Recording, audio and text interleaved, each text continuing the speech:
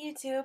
I'm back for my 33-week vlog, I guess you could say. Everything is going as good as it can, I guess, at 33 weeks. I am so tired, so please excuse my appearance. I have not done my hair today. I have not put on any makeup. I've watched a few of my subscriptions online, and I see these like beautiful moms that have they don't look tired, they've got makeup on, they look really good. So please, I apologize for that. Anyway, so I saw the doctor on Tuesday, and we have a date for a C-section on December 8th at 9:30 is when the C-section is going to happen. And then I have to be there 2 hours prior so they can get me all prepared and IV, spinal, all that fun stuff. And then December 5th, Linda and Philip are flying in, so I'm super excited to finally meet them. I get to spend at least two or 3 days with them before they actually get to meet their babies. So they're not just flying in, seeing their babies, dealing with all the commotion there. So, 3 days ago, I broke a rib because I sneezed. It was horrible. I sneezed and I heard a pop. I went into the doctor. She looked at me, and sure enough, I have a hairline fracture on my lower left rib, second to last rib. So they taped me up in 5 different places because that's really all you can do, and they gave me some pain medication and said, "We hope you feel better." So I'm dealing with that. So that contributes to a huge part of my insomnia, which I really don't have, but I'm exhausted. I thought I couldn't get any less sleep before I broke a rib, but apparently I could. So I'm probably getting 4 or 5 hours of sleep in increments, of 1 to 2 hours. It's almost like I have a newborn, but I don't. So if I'm not going pee, I'm having issues tossing and turning. And if I don't have issues tossing and turning, chances are I'm probably hurting. So it's a never-ending adventure. I did talk to Circle today, and I talked to them their legal department 2 days ago, and my name will be on the birth certificate, both of the girls' birth certificates to begin with, and then I have to sign an affidavit, basically a bunch of paperwork saying that I give up my rights, as the birth mother, and all that other stuff. So all that will happen. Excuse me, sorry guys. Once the babies are born, and once we leave the hospital, all the court stuff will be taken care of, and the paperwork will be arranged so that Philip can be put on the birth certificate as the father, and then as soon as they get back to Sweden, they will change all of my information to Linda's information as the birth mother. So it's quite interesting how that works. It's pretty non-complicated on my end.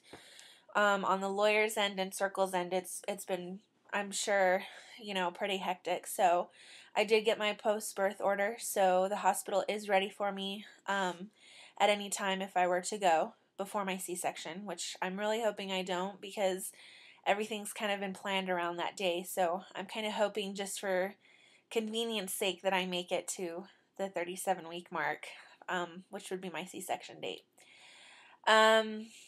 So other than that, I think that's about it. Oh, goodness, guys, I'm so sorry. I'm so exhausted.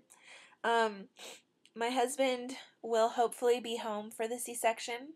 He's supposed to be home December 9th, and the C-section is December 8th. So I'm really praying that the military will let him come home 2 days early from school, so that he can be there and just be there for me. Otherwise, I guess I'll show you guys the belly here really quick. And again, please excuse my but there it is. I'm really not going to get up because it's a big pain to try and get up, but you can kind of see it is huge. There's really no way around this big thing. So I've completely lost my belly button. In fact, if you guys look, you can see that my belly button sticks out right there. So I still have no stretch marks. I'm so super excited about it. I have not had any stretch marks. But I still knock on wood because I've still got 4 more weeks until, I mean, it's possible. I do have an ultrasound on Monday. So on my 34-week update, I will let you guys know how that went and how big the girls have gotten. I got my belly bandit. I was super excited about that because I bought it, but of course I can't use it. It's a post-pregnancy thing, a postpartum thing to help keep your stuff in. So, but anyway, if you guys are interested in it or want to know what the product is, it's bellybandit.com. It's, like I said, it's just a maternity belt that is supposed to help you go back within 6 weeks to your original size. So we'll see how that works.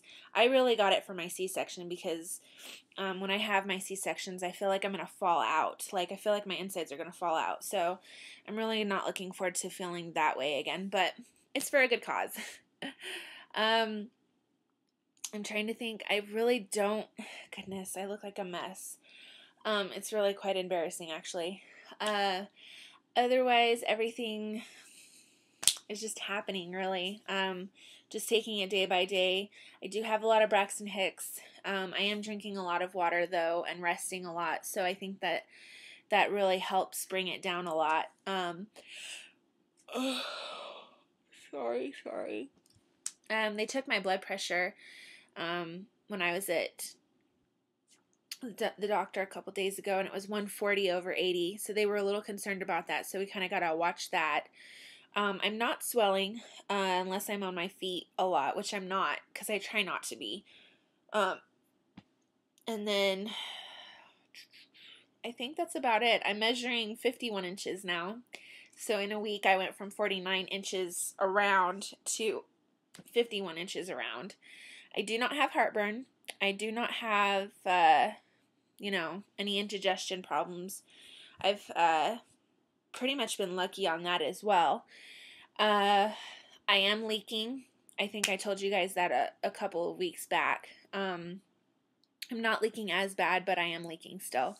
But breast nursing pads can help out with that. So if you're experiencing the same issues around this time, which is very common, I would suggest nursing pads. So I think that's about it. So things are just kind of moving along, coming together, getting finalized, getting, things like that. I do have to do an NST, which is a non-stress test, just to make sure that the girls are both doing okay. They watch me for an hour. I also have to do that Monday after my ultrasound, so I'm going to be at the hospital for like 2-3 hours. So I'm really not looking forward to that, but if it helps the girls, helps the doctors know that the girls are okay, then, got to do it. So it's part of my job. So a non-stress test is when they put those fetal heart monitors on you and they put a contraction watcher on you and basically watch you for an hour just to see the activity, make sure everything's okay. If everything's okay, then you can go home. If not, then I don't know. I've never done a non-stress test, so this will be my first time. Well, I'm about out of time, speaking of time, and I just wanted to thank you all very much for watching, and I hope that you guys have a wonderful night. Okay? Thanks, guys. Bye.